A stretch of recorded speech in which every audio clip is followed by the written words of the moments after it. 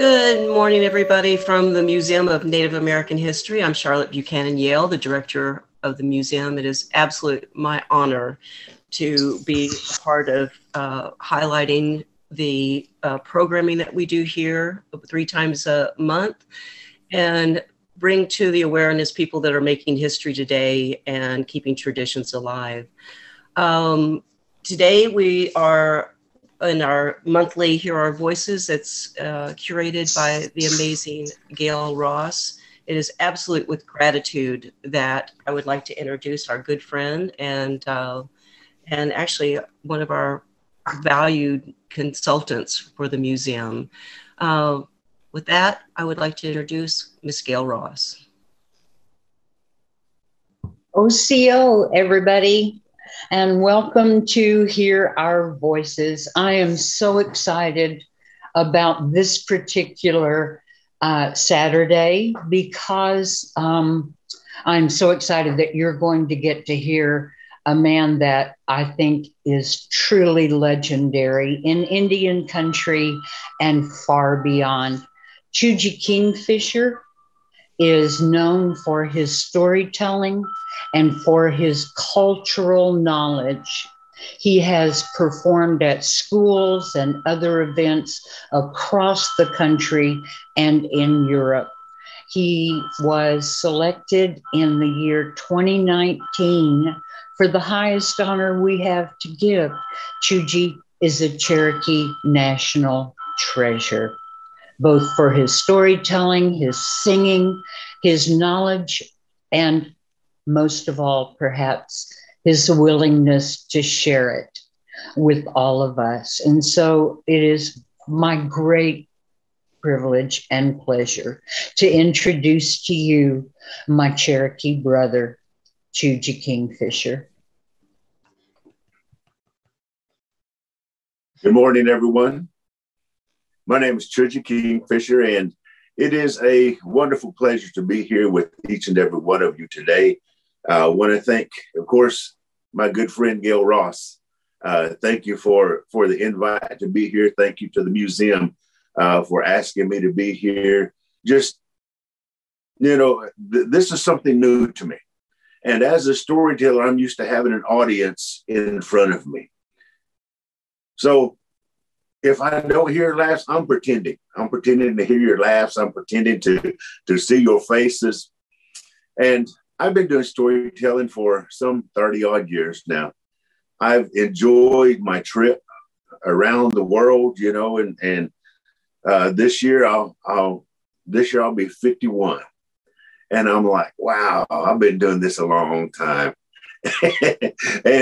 and so I never thought that in my lifetime, I would be doing what I'm doing. When I draw upon my knowledge, I draw upon those that have passed it on to me. My grannies and my grandpas, who we call dudas, my aunties and my uncles, and even my mom and dad. And so now, as I sit here, metaphorically, I am in that spot where they used to be, because they've all gone on. And so now I find that there are those coming to talk and to see what I've got to say. You know, there was a time when, oh, he's just a kid, you know, you're not going to listen to him. But over the years, I've been blessed to be able to share that knowledge. And today I want to share just a little bit with you here today. And I was asked, what kind of theme do you have? Well, in my 30 some odd years of doing storytelling, I'd never done a theme. You know, when I get there and I ask my audience, or I look at my audience, the stories begin to come. And so as I begin to think about what I wanted to do today, the stars kept calling. This story I haven't told in a very long time, if ever. Not that I don't know it, but as a storyteller, you get used to telling this story or that story. And You have to change every few years. Otherwise, you're going to have kids saying, oh, I already heard that story. And so I guess this is a new time for change. As we begin to talk about the stars, to the Cherokee people, we were watchers. We watched those stars to tell us when to plant. We watched those stars to tell us when to travel, when to hunt. We used those stars to tell us many things, but they also told us stories. You see, many times that as a young child, you would hear, why this? Why that? Why does this look like this? Why does that act like that? Why does that look like that? And so we would have to have stories to share with them, to tell them why. This is one of those stories. A long time ago, when this earth was new, there were only animals here. And these animals, they could walk and talk. And they spoke the Cherokee language. That is how we know these stories, is because the animals told us. They said one of these days, when we learn to listen again, they'll tell us more stories. But until then, this was one that was told of where the dog ran.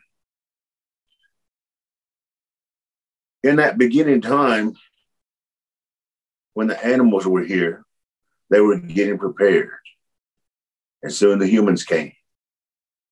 And the humans, they began to live differently. They lived in towns. And in that beginning time, we could all understand each other. But there was a time when there was a great rift that came, and man and animal could no longer speak to each other. In this town, there was a group of people, a family, if you will, that were in charge of gathering the corn and grinding it into meal and putting it into the storehouse for winter months. And so they would work very hard. And one morning they came back and the storehouse had been broken into.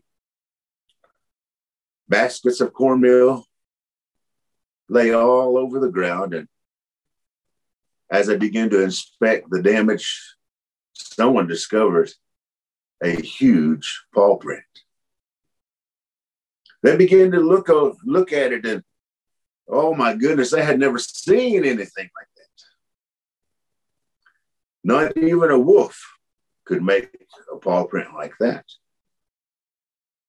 And so they called a meeting, wondering what they needed to do.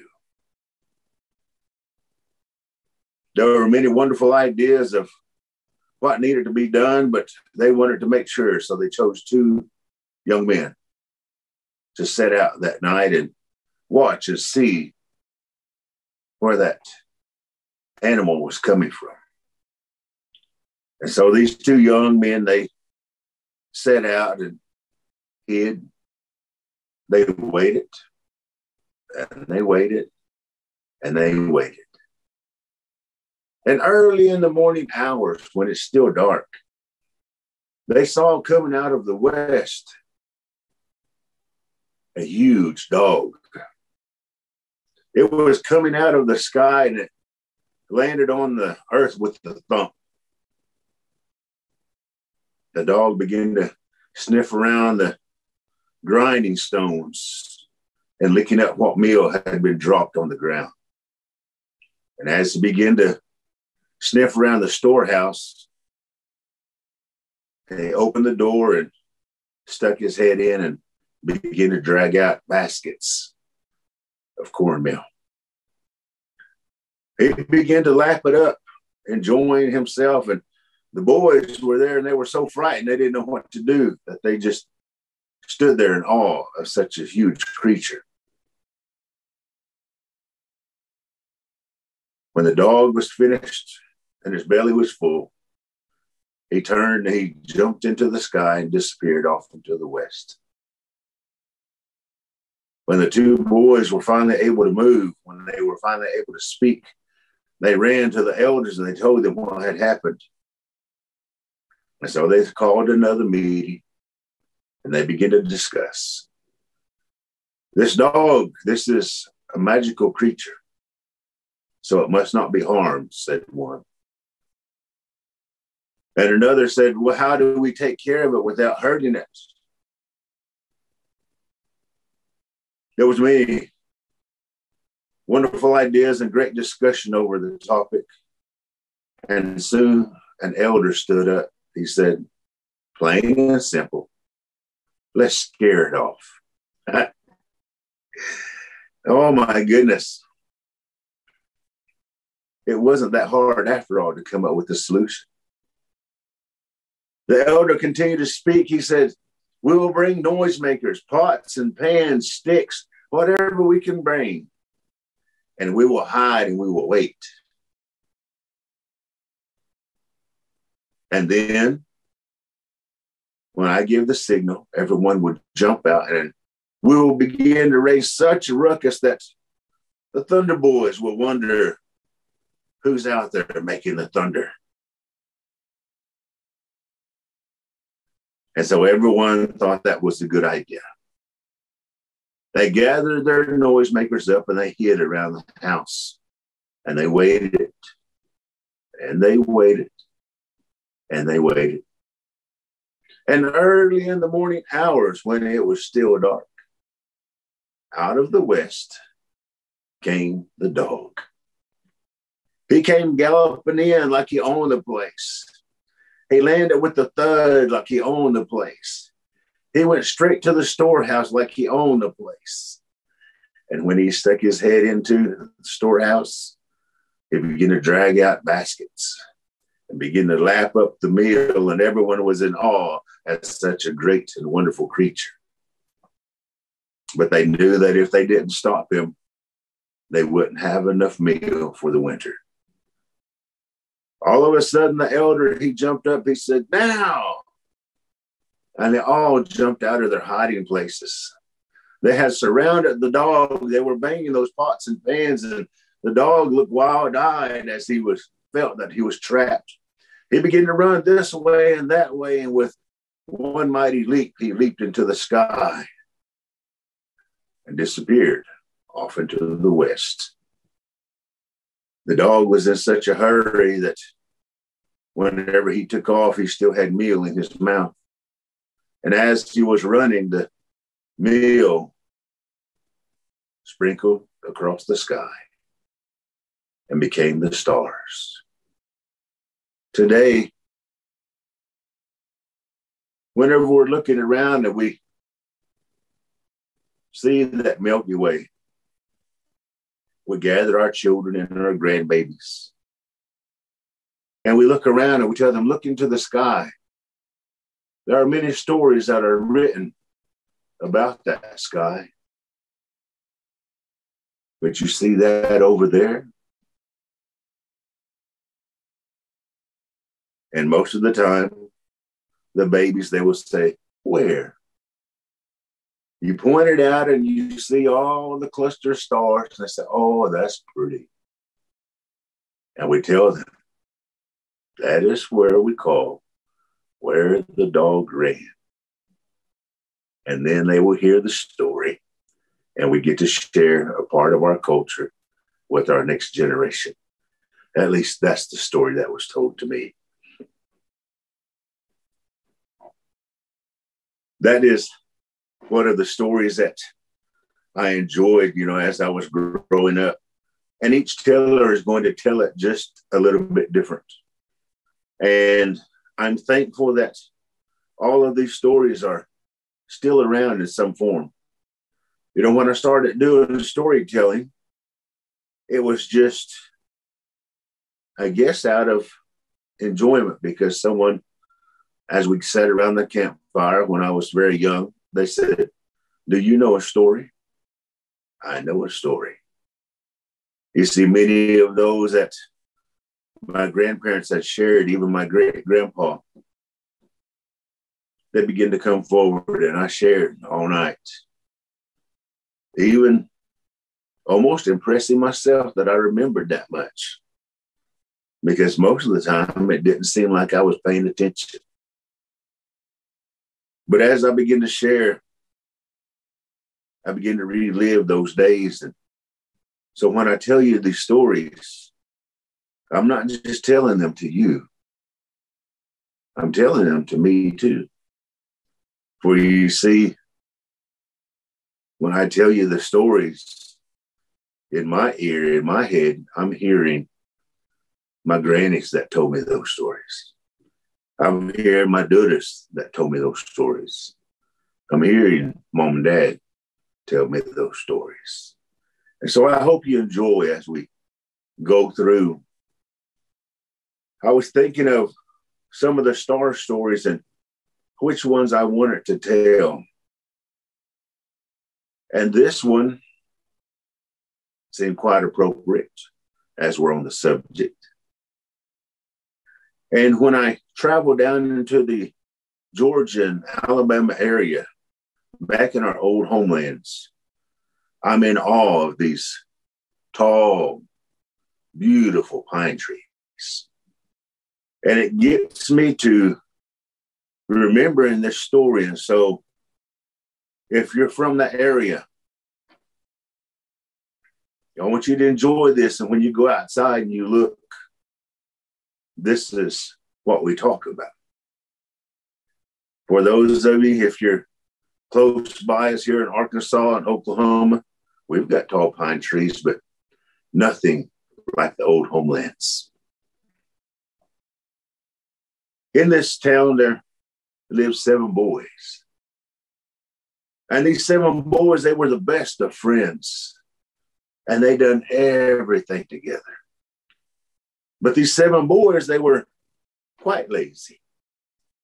You see, they got up very early, not to do chores, but so they could get out of it. They would wake up very early in the morning and they would take off and they would disappear into the woods. The mothers, they complained quite often that the boys would disappear and not help with anything. Yet every time they came home, they were ready for a good meal.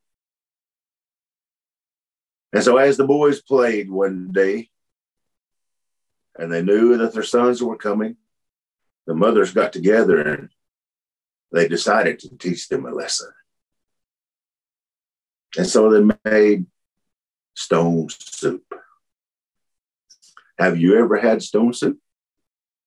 I have. When I was in Cub Scouts, we had to try it, and it tastes like water.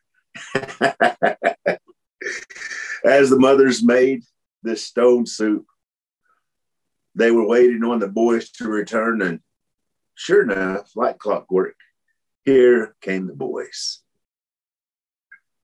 The boys came in and complained and they were so hungry that they played hard that day, and they grabbed their bowls and began to dip those dippers into the pot, pouring the soup into their bowls. And they began to eat, and with the first spoonful, the boys looked at the soup and said, "What kind of soup is this?" And as they drew closer, they could see that it was stone soup. They threw the bowls upon the ground and they ran out of the house very angry. And the mother's there right behind them. If you want to eat with the rest of us, then you do chores like the rest of us, said the mothers. But the boys were so angry they didn't want to hear anything.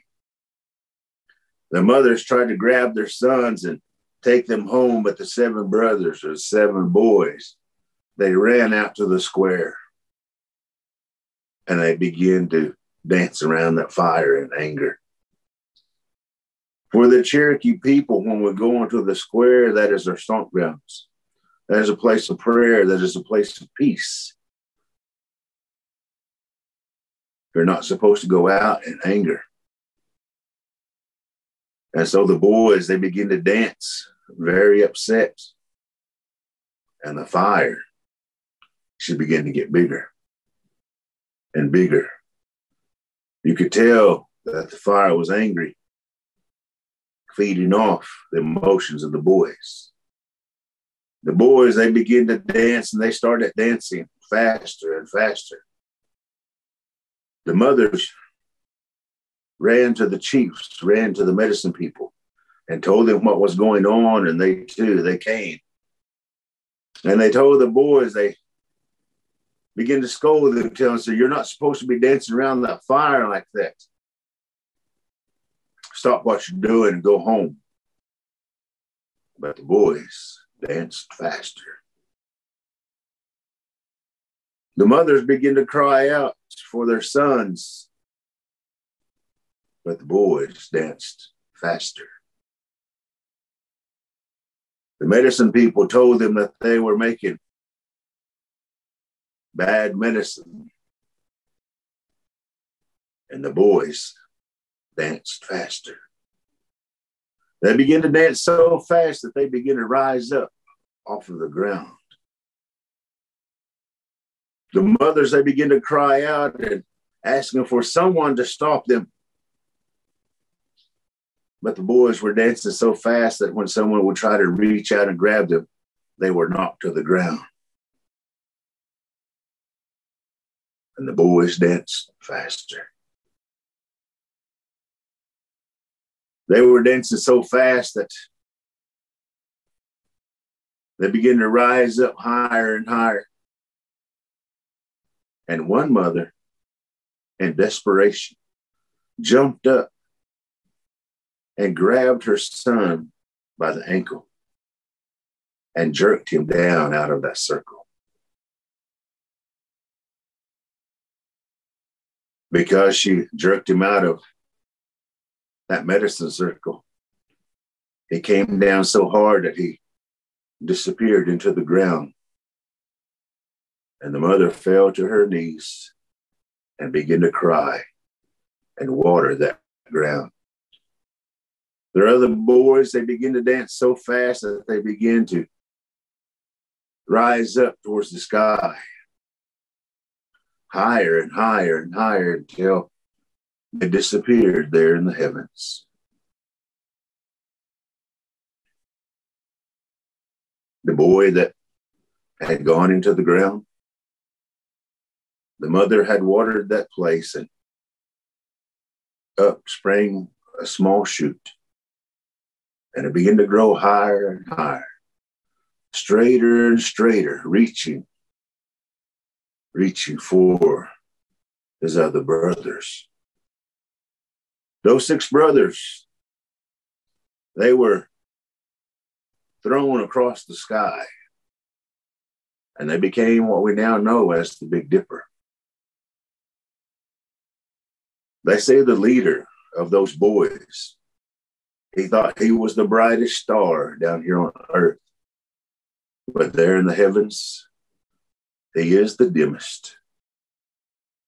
And the 7th brother that is still here on earth continues to reach for his brothers there in the sky.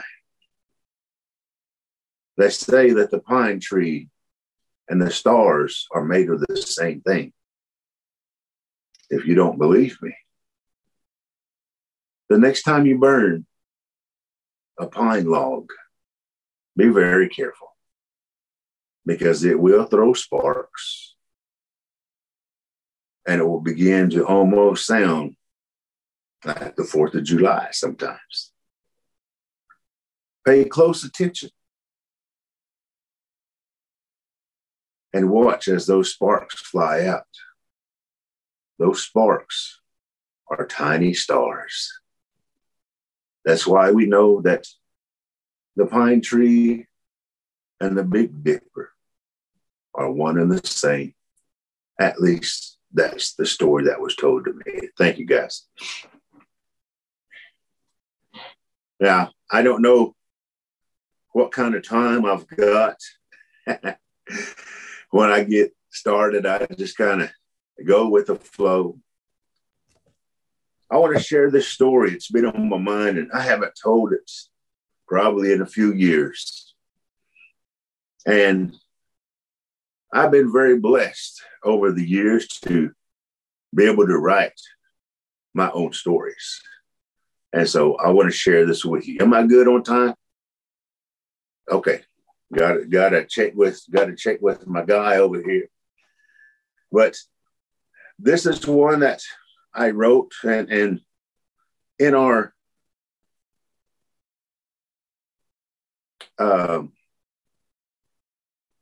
our ways as Cherokee people,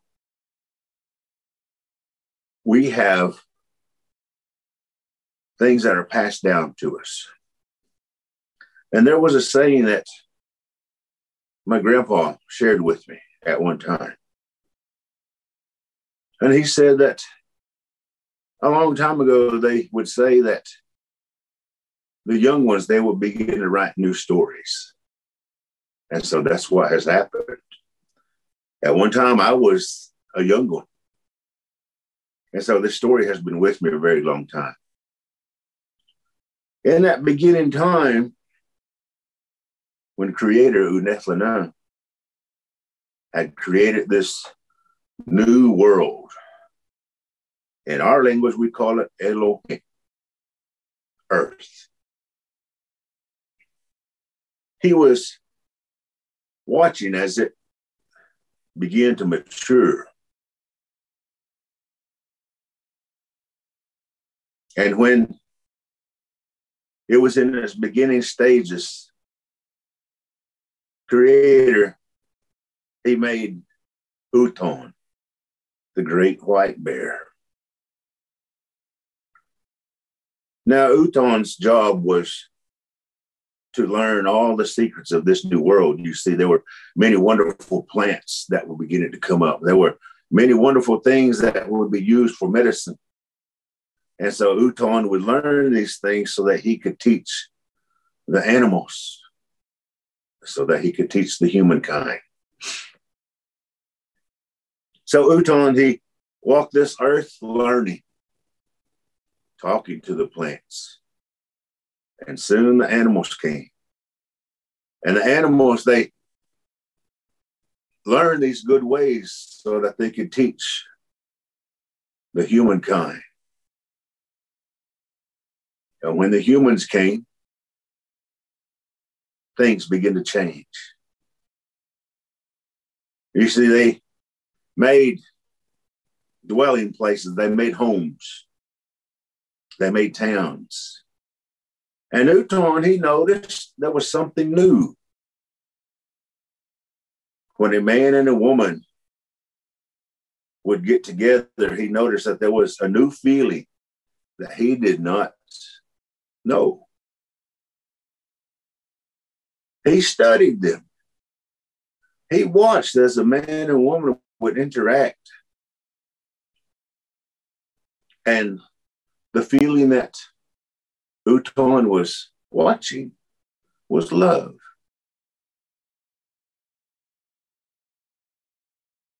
As he began to walk around, he began to yearn for that. He didn't know what it was, but he yearned for that. And one day, MONAH saw Uton walking around very sad and reached down and picked him up. He said, "My son, what is it that troubles you this day?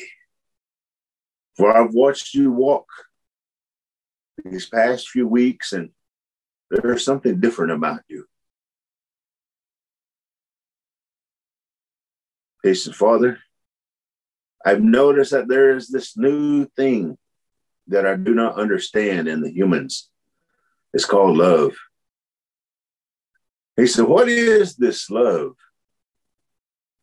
He said, "I want this thing called love." And Creator, he had felt compassion for Uton. And he said, "My son, on this day, you will experience love." He reached down and grabbed the earth and began to form another bear. And he blew life into her. And Uton went with his wife and began to roam this earth. And Uton felt love. Uton was happy again. He walked with the step of a young bear. And in this new union, there came to them a son and a daughter. Uton was happy that whenever he traveled, there by his side was his wife and his children. They traveled many miles teaching the things that they had learned, the things that Creator wanted them to know.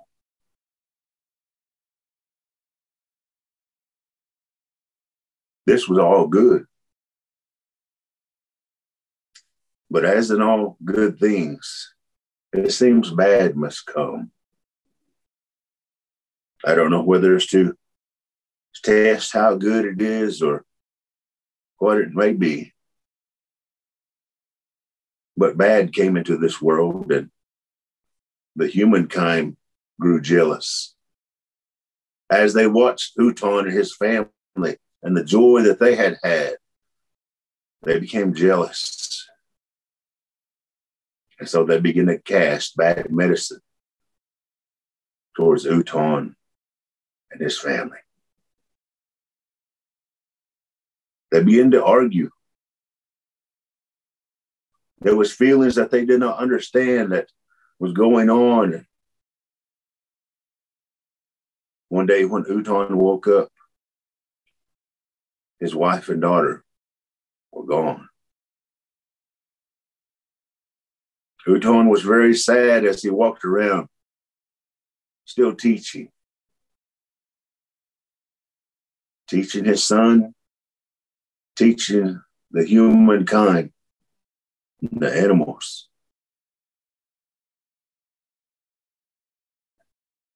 And everywhere Uton went, he looked for his wife and daughter.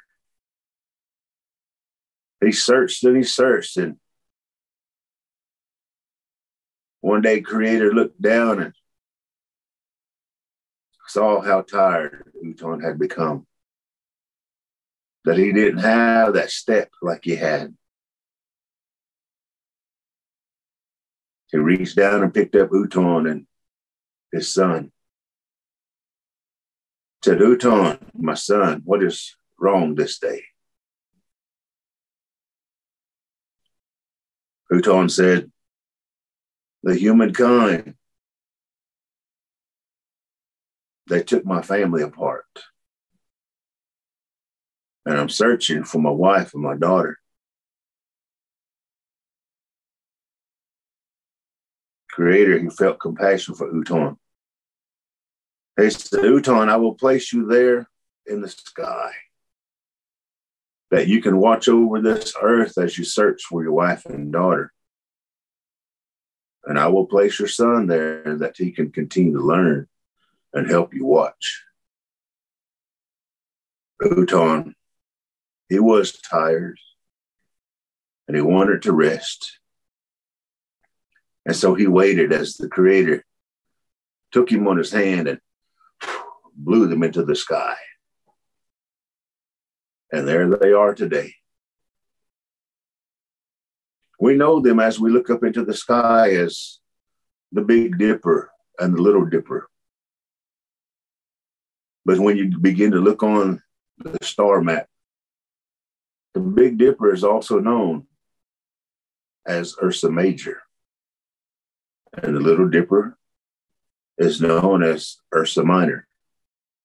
Big Bear and Little Bear. They continue to watch over this earth looking for his wife and daughter. And when he finds them, this world as we now know it will begin to turn over into something new. At least that's the story that was told to me. Thank you, guys.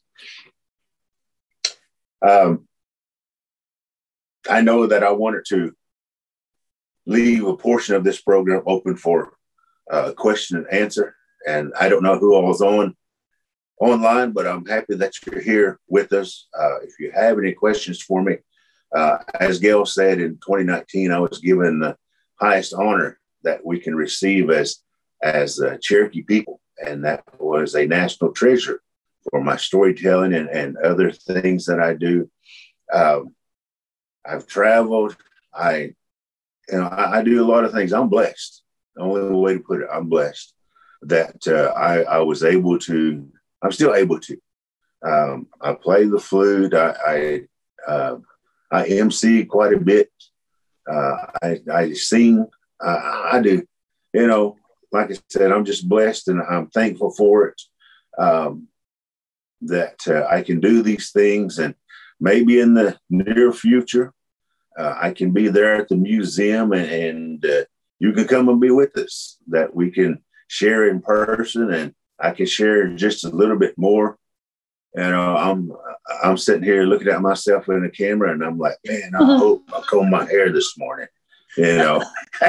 What little hair I got left. Huge. Can you tell us a little bit about your family and the gospel traditions that you have, the big sing that you have at your place, and how long your family's been? I'd love to hear that. I am a gospel singer, Southern gospel. I've been singing since I was 5 years old, so that's 45 years that I've been in servitude to the Lord through my singing, and now through my preaching. I grew up in that. This is what my dad used to say. He said, when I was growing up, he said, my grandpa or my dad was a singer. He said, my uncle was a singer. He said, my mom was a singer. He said, my whole family were singers. He said, even our sewing machine was a singer. So, so that's, that kind of lends to how far, back that the tradition has been, and it has become a family tradition. My family, we were known for singing in the Cherokee language. We did sing English, but a lot of times they would call us to sing in the Cherokee language. And my dad, he was a great encyclopedia of songs. And in hindsight, I wish that I would have done more with him, so that way we could have cataloged those songs. The book that they put out several years ago, Dad had a little bit of input into that. Mom and Dad asking, what songs need to be in it, and Dad, he came up with some old songs, and I appreciate that. I can't lead them today, but I can sing whenever somebody sings. There's a few that I lead, but the hymn singing, the gospel singing, when Mom and Dad passed away, almost stopped there for a while. I had to recover, and so I found a group of people that share in the same thing that I love to do, and so even today I'm still singing. I'm still doing what I was placed on this earth to do. Our family, we've been very blessed that over the years we've traveled here and there. Our biggest, as a family, as the Kingfisher family singers, our biggest star, I guess, was when we got to perform for the Smithsonian, and that was quite an event. You take Dad's country humor and we put it in D.C., and boy, they didn't know what to do other than laugh. But he took it all in stride. We were in somewhere in Virginia staying, and the first thing he asked for was biscuits and gravy, and they just looked at him. So we had to do what we had to do. But as a family, we've done wonderful, wonderful things, and I'm trying to continue that as my brother is. My brother, he's a wonderful singer. I love to hear him sing, and he can lead those songs, whenever he remembers. We have to sit down and think about it, and of course, I've had to do that with my stories, sit down and think about things. But, I miss my family. I miss my grandpa and my granny. Those were some of the first ones that I heard singing. And many people, they'll tell me, say, you sound just like your grandpa. So that's quite a compliment coming from them. You know, I got that big old bullfrog bass voice, you know, and, but the singing that Gail was talking about, of course, last year we didn't have it due to COVID, but it is an annual singing. Kingfisher, you start out as reunion and gospel singing. When we stopped, we had 35 years invested in it. So it was one of the longest running and biggest singings here in our area. And it's out there on our place. We call Kingfisher Acres. A lot of people are like, man, I can't believe this is out here, you know, and then once you find it, you know, you'll come back. And so I do miss it. It's we still have singings here and there. They're just now starting to come back out. But you know, I do. I miss it. I miss going to them. And around here in Northeast Oklahoma, well, really Oklahoma, because I've traveled all over singing. We have a lot of those weekend singings celebrating this birthday or anniversary, or, you know, just a monthly singing to get together and share in song, you know. So one of the things, Choogie, that we always love to do is we have a thing called the rare conversation between two friends.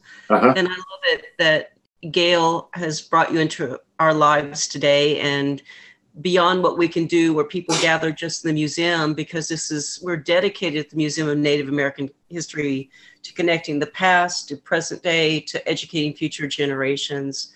And I love it that we can go farther past our gathering space at the museum and go to North Dakota and end up in Washington State and go around the world and keep you always archived on this. But we do have a little bit of time also for another story or a rare conversation between you and Gail. Okay. So Gail, what do you want to do? You want me to tell another one? Yeah, if you feel like it, and then we'll chat maybe at the end of it. Okay. Okay. This is one of my, man, I got several that I want to tell, and I'm trying to stay appropriate because, you know, I know I got little kids on here, so I want them to enjoy, but I want to give you a glimpse whenever they chose me as a national treasure. That was a big thing. And then last year they done a piece on me on OCO TV, which is our what would you call it, Gail? It's is it our tribal? Yeah, it's the OCO. I forgot to mention that when I was introducing you. OCO, for the folks that haven't seen it, you should definitely look for it. It runs on PBS here in Oklahoma, and it's our tribal television show. Yes, that's it. It is run by some really talented people at the Cherokee Nation, and they bring forward lots of national treasures like Choogie, but, you know, basket weavers and potters and gig makers and all these. Cherokee culture is so rich and diverse that I don't know how long that show's been running. Maybe, gosh.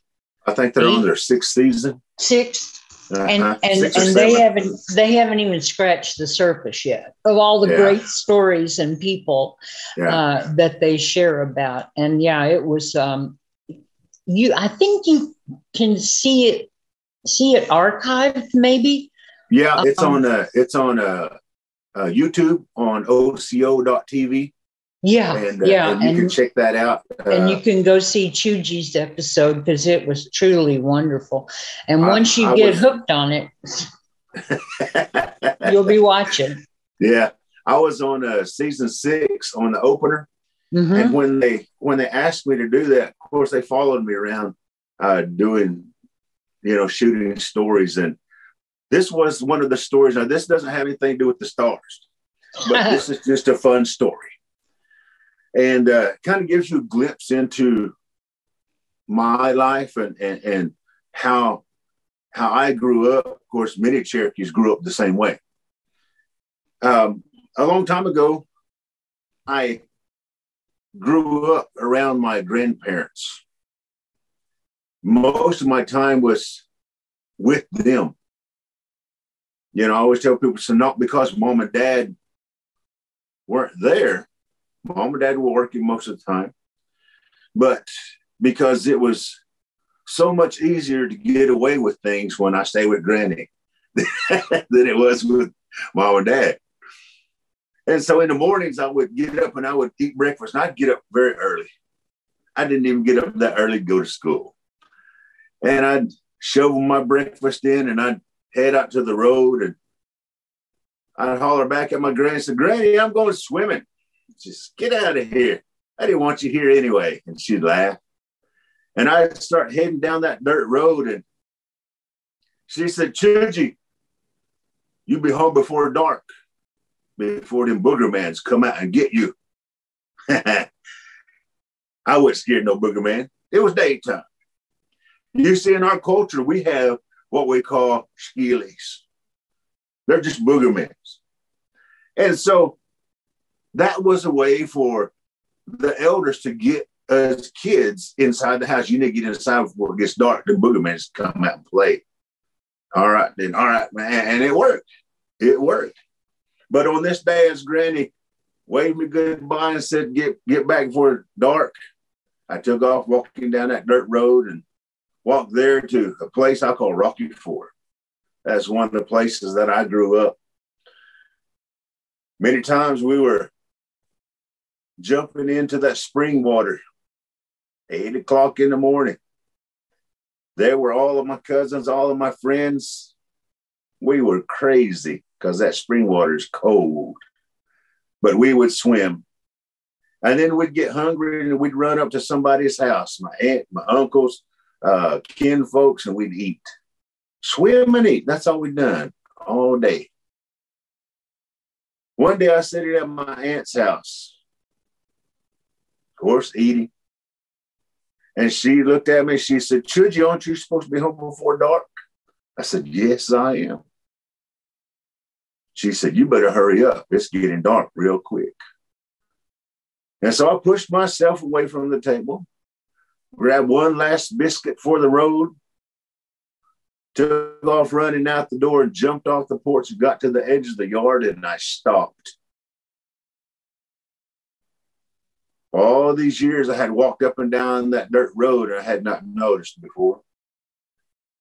But on this side, there was a hill and the trees hung over the road. And on this side, the trees were tall and straight and the limbs hung over it and it made a tunnel. And it was as I was looking down that tunnel, it was like God reached down and turned off the light switch because it got dark real quick. I sat there looking down that dirt road, wishing I had left earlier. And my aunt came out of the house and she said, Choogie, you better hurry up and run home before it gets real dark, before the booger mans come out and get you. She didn't have to say that. It was dark. I stood there looking down that dirt road, looking down that big old tunnel, and I said, golly, there's got to be a booger man down there somewhere. But I had to get home. So I started walking down that dirt road. And I was scared to death. You know, when you're by yourself, you're not always as tough as you are when you got a buddy or two standing around you. And I was scared to death walking down that dirt road because there were all kinds of noises on this side of me and on this side of me and behind me. I was trying to block out those sounds and I began to sing. And then when I ran out of songs, I began to whistle. And then when I got cotton mouth, I had to quit doing that. And I had to start paying attention to the sounds around me. I believe I was about halfway through and I had to stop and rest. So I stood there in the middle of the dirt road, taking a breath and wondering how much further I had to go. And when I started my journey again, I noticed something. There were no noises on the right side of me. There were no noises on the left side of me. There were two sounds. Have you ever walked on a dirt road or maybe in a gravel field parking lot and you can hear the crunching underneath your feet? That was one sound that I heard. The other sound that I heard was crunching underneath somebody else's feet behind me. That fear jumped up in me real quick. And so I started walking just a little bit faster. And I could still hear that thing walking behind me. My mind was going crazy with all these scary stories that I heard when I was a kid. And so I started running, jogging at first.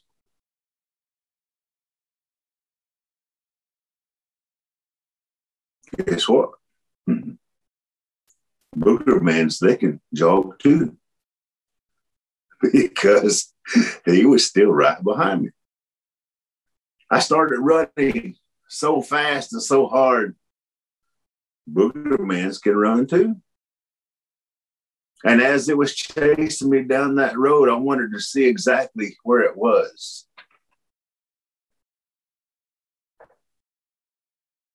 At least part of me did. You see, in all the commotion in my head of these stories, I heard my granny's voice. My granny said, Choogie, if you ever hear anything behind you, don't look back. Thanks, Granny. I turned around to see what was coming, and there it was. It was big and white, and I could hear it. Oh, my goodness. And I took off running. I was running so hard and so fast that I wanted to see where it was, and I turned around and I tripped. And I fell to the ground, and I could hear it coming. Oh, I could hear it coming. I said, come on, legs, get up. My legs said, we ain't going nowhere. I laid there and I was trying to figure out a way. Come on. What can I do? What can I do? And all of a sudden, I could hear something inside saying, play dead. Play dead. They tell you if you play dead for a bear, it'll leave you alone. Maybe it worked for a booger man. So I tried to play dead. It's hard to play dead when you're crying. As the tears begin to stream down my face, I could hear that booger man walking around me. And then he was face to face with me. I could tell. Have you ever had your eyes closed or semi-asleep and you know somebody's in your face right there? That's the way I felt. And then I began to talk to myself. I said, self? Myself said, if this is going to be the last time that you're going to be on earth, open your eyes and see what it is. You see, those old ones, they used to tell us if a booger man ever kicked you, then we're never going to see you again. And so I was trying to convince myself to open my eyes. Finally, 1, 2, 3, and I opened my eyes, and that booger man was staring right at me. He had eyes this big. It was my cousin in a white shirt with glasses on, riding a bicycle. He said, Choogie, are you all right? I learned 2 things that night. 1, get home before dark. And 2, don't let your imagination get away from you. At least that's the way it happened to me. Thank you, guys. Oh, my goodness. Choogie, you make my heart big and bright. And I see you in the museum, you know, where we can just give you a big bear hug. We're all going to be together at the museum, and you know, I'm feeling really hopeful. Like I said, Choogie's been vaccinated. I've been vaccinated. Yeah. You've been vaccinated. We're the time is coming. The time is coming when we can be together again. And Choogie, what a wonderful, wonderful hour of stories. I just love listening to you. I'll never get enough of listening to you. Thank you. It's been a great morning. We really are thrilled and feeling lucky to have had you spend this time with us. Absolutely. Gail, who do you have coming up next month for Hear Our Voices? Next month is going to be a real special morning, and it's going to be a little different. You know, most of the times that we've been doing Hear Our Voices, they've been individual voices of storytellers like Choogie, like Joe Bruchac, and some of the other Gene Tagavan, and some of the other wonderful tellers we've had. Next week, we have Dr. Lee Francis, and Lee is Laguna Pueblo. He is the national director of the Wordcraft Circle of Native Writers and Storytellers, which of course was founded by his father way back in the days of the very first Returning the Gift, which was the largest gathering that had ever been held of Native writers and storytellers. And many of us have very, very fond memories of his father. Lee Francis III was wonderful. And as his son is, he is a poet. He is a slam champion. And he founded Native Realities, which has published the largest assortment of indigenous-centric comic books. Incredible comics that he has brought forward for Indian kids. He's a speaker on how we're making indigenous culture relevant to young people today, people that, of course, we have also showcased at the museum. But Lee's going to be with us, and that's what, April 14th? Second Saturday of the month. Yeah, second Saturday. I believe it's the 14th. He's also known as the Stan Lee of Indigenous comics. Yeah, he is. He is. He's the Lee and the Indigenous Stan Lee. You will really enjoy listening to him. He'll probably bring some of his artwork and some of the comics that he has created. And let's make sure we get all of our young people, adolescent-like young people. Let's see if we can't each make a commitment to. I mean, they're all on screen time anyway. We must get them screen time in April when Dr. Lee Francis will be here. And again, Chooch Wado, big Wado from the bottom of my heart. Well, thank you very much. Thank you for the invite. Enjoyed being here, enjoyed working with everybody. Evan, thank you for walking me through everything to get to this point. Technically, you know, but I appreciate it, and heard you call Gene's name, Gene Tagavan. He's kin folks. He's doing his thing on the West Coast, and I'm here in Midwest, you know, so he's covering as much country as he can. Well, he's, you know, Cherokee and Tlingit, and I tell him his Cherokee half is what makes him so handsome. And it's certainly what makes him tall. Yeah, it is. It is. But I appreciate being here with each and every one of you, and look forward to the face-to-face meeting, and not only with you guys, you know, but with the audience. Come out, and you know, if you see anything going on at Bentonville, whether I'm there or not, and you guys come on out and support the museum. That's very important. you know, because that's how museums live, is through your support. So, so it's very important, very important. Come out and be with the programs. And again, just looking forward to driving over a couple hours over to Bentonville and being with you guys. Exactly. Thank you, Chief. We actually are opening. It's been 1 year since we've been temporarily closed, but it did give us time to build this virtual presence and reach out farther around the globe. But on April 2nd, we'll start small with time tickets. You can go to our website and see how you can sign up to come into the museum and schedule your visit. One other thing, Evan and I will be back in the virtual room next Thursday with Professor Dan Wildcat from the Haskell Indian Nation University. My word this year and forever is called indigenuity. And that is tradition meets innovation. Dan is one of the top 5 environmental science instructors in the nation. Our cultural celebration in October will be indigenuity, tradition meets innovation. And for all of you, whatever you're doing out there, we hope that whatever your heartfelt gift to the earth is that it has that return of investment, whether you're an urban planner or you're agriculture, you're an architect, you're a fashion designer, that whatever you create is good for all our relations on the planet and has that sustainability. So explore our website so you can sign up for our newsletter so you can be in the know of what the heck we have going on.